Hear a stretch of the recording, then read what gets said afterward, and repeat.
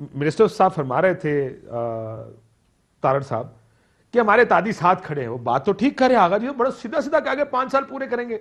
आपको तो लग ऐसे रहा था जो जो चीजें बनाई गई थी, जो एक टेम्पो बन रहा था, ऐसा था जरदारी साहब काफ से मिलेंगे, मियां साहब एमक्यूएम से मिलेंगे।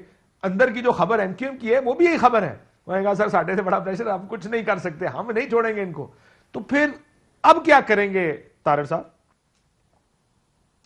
देखिए, आज जो joint press conference Chaudhry Pervaiz Elahi साहब ने और एमक्यूएम के रहनुमाओं ने की, जिसमें आमिर खान साहब भी मौजूद थे, वसीम अख्तर साहब भी थे, उसमें उन्होंने कहा कि जी खड़े इमरान खान साहब के साथ हैं, मगर अदम एतमाद की जब बात आएगी और किसी स्टेज पे पहुंचेगी तब उस पर गौर किया जाएगा। यानी ये सियासत है ना, सियासत कहते हैं मुमकिनात का खेल है, आर्ट ऑफ द पॉसिबल है। तो उन्होंने ना उधर इनकार किया है ना इधर इनकार किया है, ना दरवाजे चले, खिड़कियां तो बहुत दूर की बात है, उन्होंने तो दरवाजे भी हाँ, लेकिन माजी देखिए मेरी बात से मुस्तकबिल करीब। तारड़ साहब देखिए प्रॉब्लम क्या है पाकिस्तानी पॉलिटिक्स में, ये आपकी बात मैं दुरुस्त मानता हूं कि जिस वक्त हालात बदलेंगे उस टाइम रात को हालात बदलेंगे और सुबह पता भी नहीं चलेगा कैसे बदल गए। ये आप भी जानते हैं, मैं भी जानता हूं, पॉलिटिक्स होती पाकिस्तान में ऐसे है। लेकिन इनकी बात सुन के और एमक्यूएम की बात सुन के ये लग रहा है कि मुस्तकबिल करीब में कम से कम उनका इरादा नहीं है, और जहां जो लोग आज बलूचिस्तान गए थे वो इकट्ठे खड़े हैं। देखिए, वो तो मैं फिर आपको बहुत सारी तस्वीर माजी की दिखा सकता हूं, अपनी जमात की भी।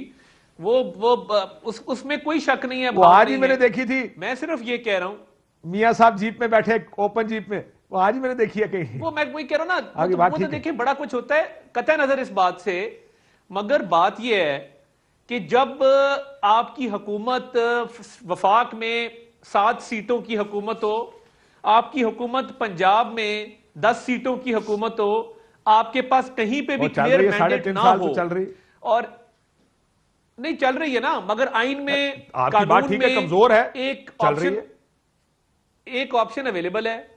और देखें ये इत्तेहादी जो है ना, मैं एक और बात बताऊं, इन पे बड़ा प्रेशर आएगा अगले इलेक्शन का, और अगले इलेक्शन का जो बैड गवर्नेंस है, जो महंगाई है, वो सिर्फ पीटीआई के खाते में नहीं लिखी जानी। आप समझे नहीं, लोगों ने सवाल करना है कि आप हुकूमत में थे। तारड़ साहब मैं माफी चाहता हूं, वो रियासत के तादी हैं, वो हुकूमत के तादी नहीं है।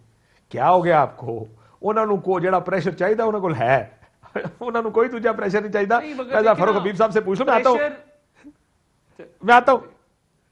आता हूं। हुकूमत को कोई टेंशन है फारूक हबीब साहब? मुलाकातें हो रही हैं, सडनली एक माहौल बनना शुरू हो गया जिस तरह कुछ होने वाला है। एक ही फोरम प्लेटफॉर्म पे मरियम नवाज, बिलावल, आसिफ जरदारी, चोर सिक्के के दोनों रुख इकट्ठे हो गए। मतलब कुछ तो है जिसकी वजह से सब इकट्ठे हुए।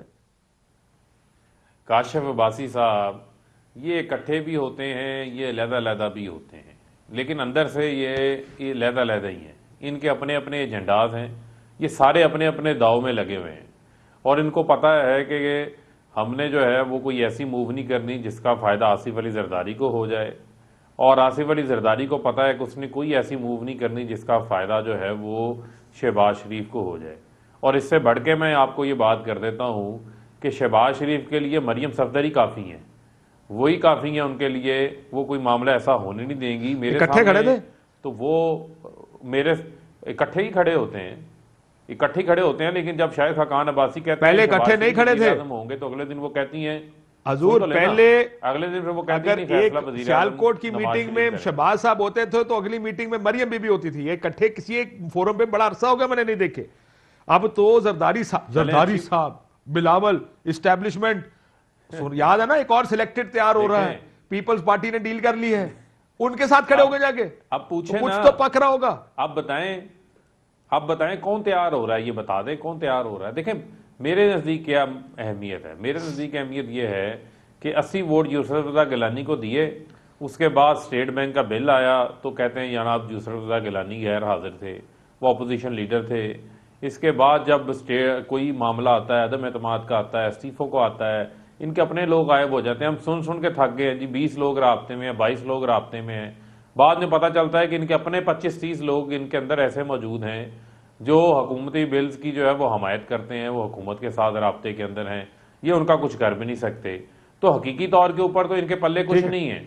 जो हमारे इत्तेहादी हैं वो भी हमारे साथ हैं। ये छोटी छोटी खुशियां इनकी, इनको खुश होने दें, इससे हमें कोई फर्क नहीं पड़ता। बुनियादी तौर के ठीक है, ऊपर तो कह रहे खुश हमारे हैं। तो चौधरी साहब को पहले पूछ भी लेंगे हमारे सर, साथ पूछ रहे लेंगे। हैं, हर मौका के ऊपर रहे हैं, आइंदा भी जो है वो कम हमारे से कम साथ आज तो रहे। ये दिख रहा है, मैं समझता हूँ कल मैं का समझता पता हूं नहीं, कि इसमें आज जो खड़े है वो हैं। हमारे लिए हमें इनकी मुलाकातों से, इनकी बातों से किसी किस्म का जो है वो कोई फर्क नहीं पड़ता।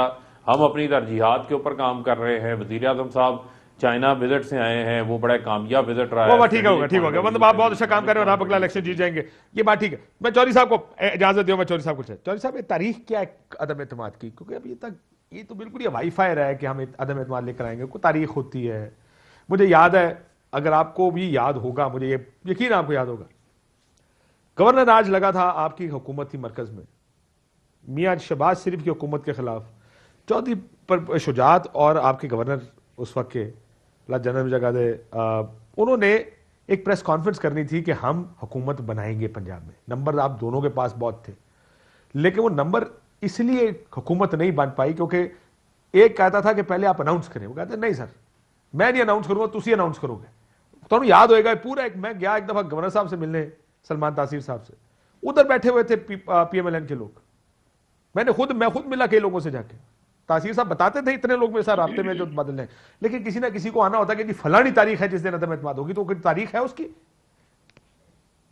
अच्छा, बहुत शुक्रिया काशिफ। देखें, ये जो भी फैसला होना है उसका फैसला किसी टॉक शो में तो नहीं अनाउंस करना ना, वो तो नेचुरली सारी जमातें किसी नुक्ते पे पहुंच जाएंगी तो नेचुरली वो सारे मिलकर इकट्ठे वो अनाउंस कर देंगे।